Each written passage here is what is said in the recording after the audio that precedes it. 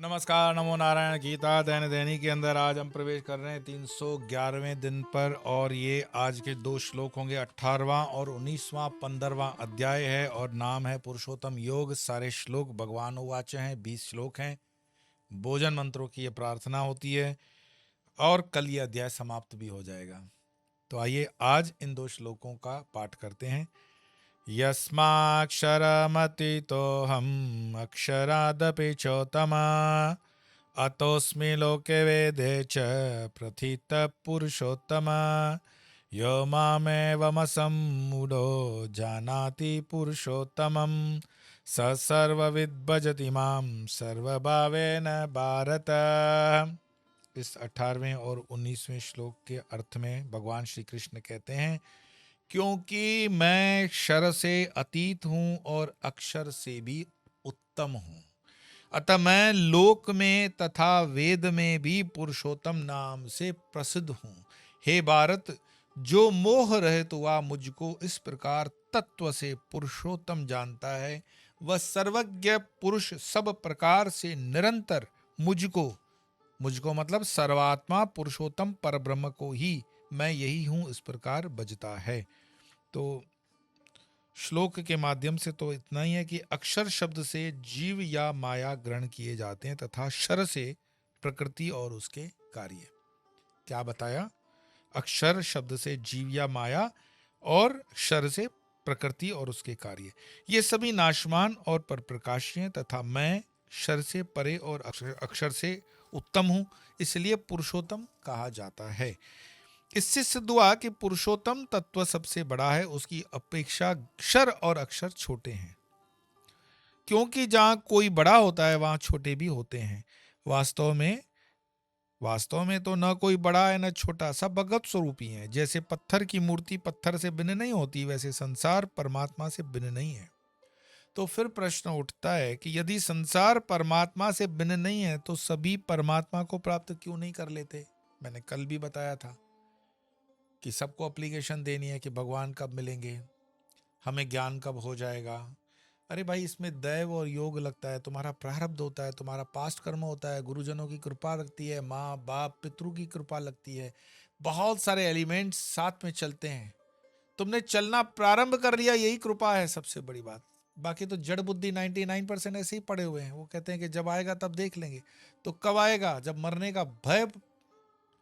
मेरे पास 60-65 के बाद वाला कोई आता है तो मैं कहता हूं रहने दो, अब तो तुम मजे करो बाहर जा करके, क्या दीक्षा की जरूरत है तुम्हें? जब तुम बैठ नहीं सकते हो, खांसते रहोगे, शरीर तुम्हारे साथ में नहीं है, 60 साल तक तुम्हें दुनिया में न करने वाले काम सब किए हैं, न खाने वाले खाए हैं, न पीने वाले पिए हैं, न देखने वाले देखे हैं। अब आए हो परमात्मा का नाम लेकर शरण में, ताकि परमात्मा को गिल्टी फील करवा सको कि देखो मैं आ तो गया। तो तुम्हें क्या लगता है परमात्मा गिल्टी फील करेंगे? परमात्मा न गिल्टी फील करते हैं न करवाते हैं, वो तो हमारे कर्मों पर आधारित होता है। तो यदि संसार परमात्मा से भिन्न नहीं है तो सभी परमात्मा को प्राप्त क्यों नहीं कर लेते? उत्तर कहते हैं कि परमात्मा को असमूढ़ मतलब विवेकी या बोधवान ही प्राप्त कर सकते हैं। समझ गए? विवेकी और बोधवान, स्त्री पुत्र आदि में आसक्ति वाले नहीं। यही बात आगे बतलाते हैं, इसका प्रमाण दिया फिर क्या? यो मामेवमसम्मूढ़ो जानाति पुरुषोत्तमं, यो मामेव सम्मूढ़ो जानाति पुरुषोत्तमं स सर्वविद् भजति मां सर्वभावेन भारत। हे भारत, जो असम्मूढ़ तत्ववेता मुझ पुरुषोत्तम को इस प्रकार जानता है, वह सर्वज्ञ ही सर्वभाव से मुझे भजता है। जिनकी स्त्री पुत्र आदि में आसक्ति हो वह सम्मूढ़ होता है, उसके विपरीत जो विवेकी या बोधवान है वही असम्मूढ़ होता है। अब ऐसा नहीं है कि भाई पुत्र या पत्नी है तो वो मूढ़ ही है, नहीं, ऐसी बात नहीं है। अपने विवेक को जागृत रखो। ठाकुर रामकृष्ण परमहंस कहते हैं कि एक हाथ ठाकुर के श्री चरणों में रख दो और दूसरे हाथ से संसार का कार्य करो। जब लगे संसार का कार्य हो गया, दूसरा हाथ खींच के परमात्मा के चरणों में लगा दो। तो उसके लिए फिर 4 आश्रम बताए, ब्रह्मचार्य, गृहस्थ, वानप्रस्थ, संन्यास्त। तो ब्रह्मचार्य तो ठीक स्कूल वाली लाइफ कर दी, गृहस्थ ठीक है कि फिर जो भी शादी वादी कर ली। वानप्रस्थ का मतलब ये है कि वन के तरफ प्रस्थान। अब वन के तरफ प्रस्थान क्या, जंगल जाओगे? वन के मतलब प्रकृति, प्रकृति मतलब स्टार्ट डेवलपिंग डिटैचमेंट। सारा जीवन नोट छापते रहोगे, नोट छापते रहोगे, नोट छापते रहोगे, तो अर्थी में नोट की गड्डियां ही रहेगी, ऊपर चित्रगुप्त के पास चलता भी नहीं है। अपने जीते जी इन संसाधनों का सदुपयोग कर सको, कोई अच्छी चीज कर सको, किसी के लिए कुछ जोड़ सको, समाज में जो लिया है वो दे सको, अपने कुटुंब, अपने परिवार, अपने धर्म के लोगों के लिए कुछ कर सको। और इतना भी दिल बुरा मत रखो कि हमारे लिए तो सब एक ही है। पहले देखो सामने वाला तुम्हारे लिए एक है और नेक बनता है क्या। तो ये भी थोड़ा सा विवेक पूर्ण आपको विचार करना है। तो अर्थात जैसे शब्द आदि विषयों से वैराग्य हो, जिसमें अविद्या, अस्मिता, राग, द्वेष और अभिनिवेश न हो, तथा जो उपयुक्त श्लोक 16 और 17 के अनुसार परमात्मा को जानता है कि वह कार्य कारण दोनों से विलक्षण है, इसी की पुष्टि इस श्रुति से भी होती है। एको देव सर्वभूतेषु गूढ़ सर्वव्यापी सर्वभूतांतरात्मा। अतः जो विवेकी मुझ पुरुषोत्तम को उस प्रकार जानता है, वह असमूढ़ सर्ववित है। वह जानता है कि सर्व ब्रह्म है।